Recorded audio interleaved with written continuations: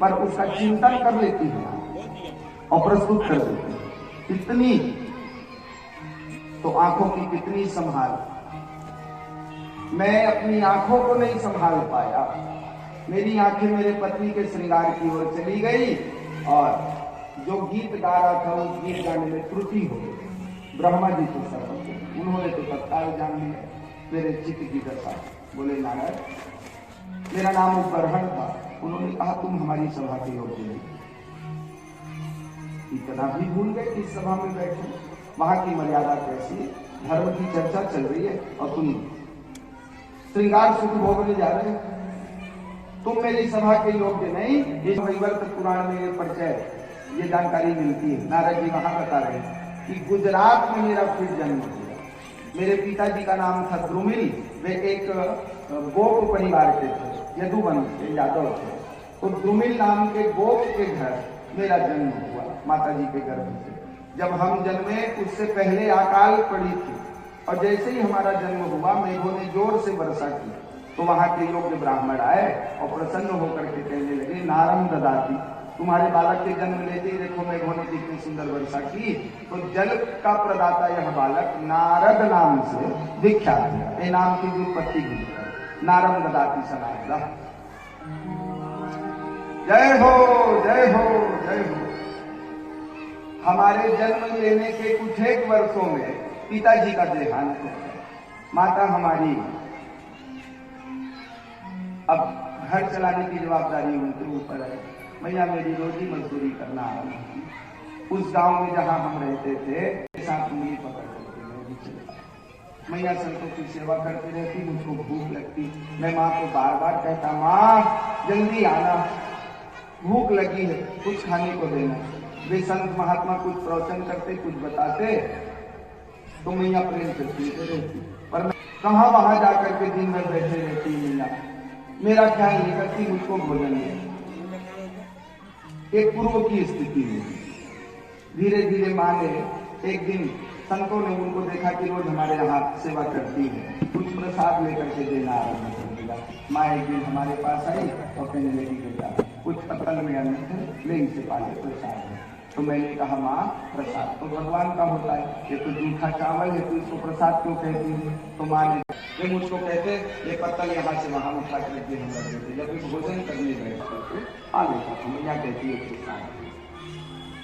जब संतों ने ये जाना कि ये हमारे प्रसाद को ग्रहण करता है तब वे कृपा करके और करुणावश अधिक छोड़ देते।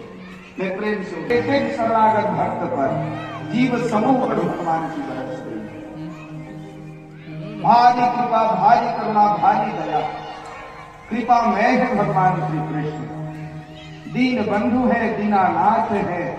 बहुत जल्दी जो भीतर से जिसके भी जीवन में दीनता है, एक नारायण दास जी हुए, उन्होंने तो घोषणा की नारायण साची कहो भुज उठाई के आज। नारायण साची कहो भुजा उठाई के आज।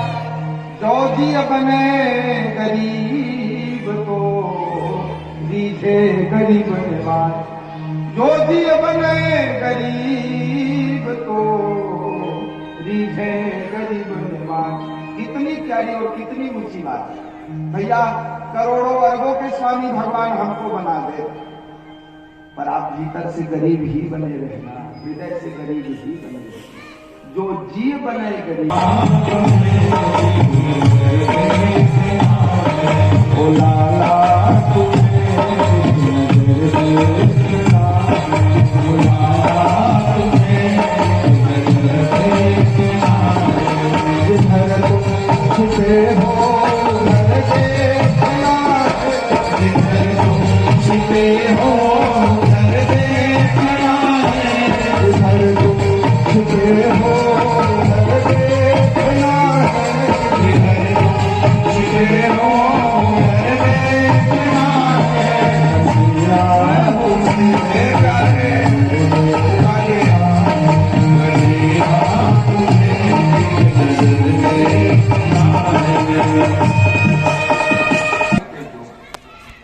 तब भक्त वत्सल भगवान की आदि शक्ति महामाया की बाबुल बैठ दिलाई पकड़ दिखाई महिमा।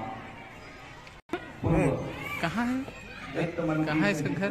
और महत्वपूर्ण पदों भागवत मंच पर शुभागमन हो रहा है। आप सब इनका स्वागत करें। व्यासपीठ की ओर से आपका हार्दिक अभिनंदन, हार्दिक स्वागत।